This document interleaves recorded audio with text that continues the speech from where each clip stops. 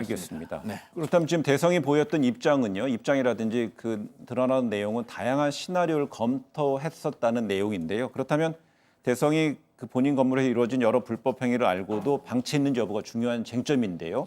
이 관련해서 전문가는 어떻게 보고 있는지 관련 내용 한번 들어보고 이야기 이어가겠습니다. 성매매 알선 혐의가 인정되면 건물주 역시 3년 이하 징역이나 3천만 원 이하의 벌금에 처할 수가 있고 무엇보다도 성매매 업소의 건물을 임대하고 얻은 그런 수익을 몰수나 추징당할 수 있습니다. 건물을 임대하면서 로펌의 이러한 불법 행위 사실에 대해서 건물주 책임이 있는지 여부에 대해서 자문을 구했다고 한다면 성매매가 이루어지고 있다는 것을 알 수 있었을 거라고 추단할 수 있기 때문에 이 부분은 대성 씨에게 굉장히 불리한 부분이라고 볼 수가 있고.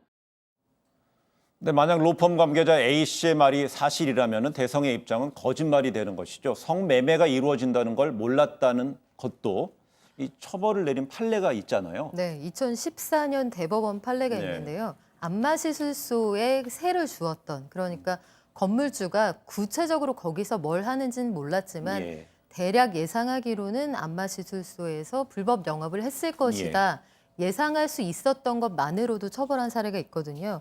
만약에 건물주가 성매매가 이루어진다는 사실을 알고도 장소를 제공했다. 그러면 3년 이하의 징역이나 3천만 원 이하의 벌금에 처해질 수 있습니다. 근데 가장 지금 결정적인 건요. 성매매가 이루어졌다는 걸 경찰이 입증을 해야 됩니다. 네. 지금 이 모든 전제는 성매매가 이루어졌다는 걸 이제 전제하에서 얘기하는 건데 성매매가 좀 이루어졌다는 거가 아직 증거가 나오지 않았어요. 네. 쉽게 말하면 도우미들이 드나들었고 노래방 기기를 갖고 영업을 했다는 것까지만 나왔지 네. 성매매란 건 정말 성매매 현장을 덮쳐야지만 그 입증이 가능한 범죄이기 때문에 과연 성매매 자체를 경찰이 어떻게 입증할 것인가 여기에 어떤 의미에서는 그 대성의 운명이 달려있다고도 볼 수 있습니다. 그런 측면에서 민감령 경찰청장은 그 대성 소유 건물 업소 여러 의혹을 확인 중이라고 했잖아요. 그렇습니다. 그런데 최근에 그 관할 강남 경찰서는 대규모 인적 쇄신을 했습니다.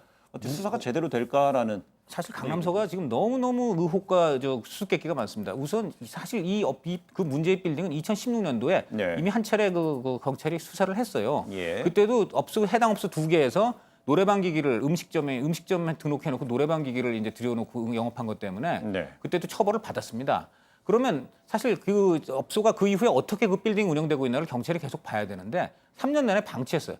예. 그 사이에 수많은 하여간 불법 영업이 이루어져 왔고요. 경찰이 어떤 의미에서는 미필적 고의로 눈을 감아준 건 아니냐. 저는 이런 의혹까지 가능하다고 봅니다. 그러다가 최근에 이제 버닝썬이 뭐니 나오니까 정말 3년 만에 다시 해가지고 결국 고작 잡아낸 게 도우미 고용했다는 이유로 식품위생법 위반 그리고 나머지 1개 업소는 그리고 나머지 3개 업소는 고작해서 노래방 기기 운영 도입했다는 거. 요 3가지로 결국 그냥 조치를 한 거에 불과하고요.